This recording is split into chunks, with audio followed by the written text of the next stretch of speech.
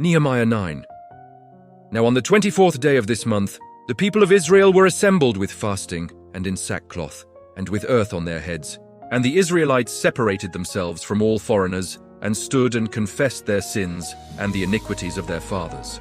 Have you ever felt the weight of not just your own mistakes, but also the mistakes of those who came before you? It's a heavy burden to carry, right? Today, let's journey back in time to a powerful moment in history, a moment of profound confession and repentance for the people of Israel. Imagine this scene. The people are gathered, not for a festival or a celebration, but for something much deeper. They stood before God, fasting, wearing sackcloth, and putting dust on their heads, all outward signs of a deep inner sorrow. For a quarter of the day, they read from the book of the law, reminding themselves of God's promises and commands.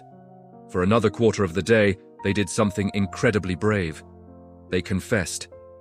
But they didn't just confess their own sins. They acknowledged the iniquities of their ancestors, the generational patterns of turning away from God that had led them into exile and hardship. They owned it all. They said, "You have been just in all that has happened to us. You have acted faithfully while we did wrong. Our kings, our leaders, our priests, and our ancestors did not follow your law."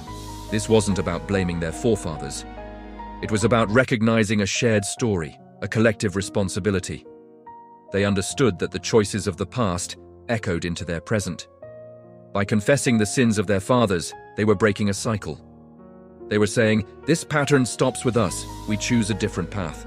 This act of collective confession is so powerful. It teaches us about humility and the importance of taking responsibility. It's easy to point fingers, either at others or at our past. But true healing and restoration begin when we look inward, when we acknowledge where we and those before us have fallen short. It's about understanding that our individual stories are woven into a much larger tapestry. Their prayer wasn't one of despair, but of hope. After confessing, they praised God's faithfulness and made a new, binding agreement to follow Him. They turned their moment of repentance into a moment of recommitment. This reminds us that confession isn't just about looking back at our failures. It's about looking forward to a new beginning, empowered by grace and forgiveness. It's about clearing the ground to build something new and lasting. So, what can we learn from this?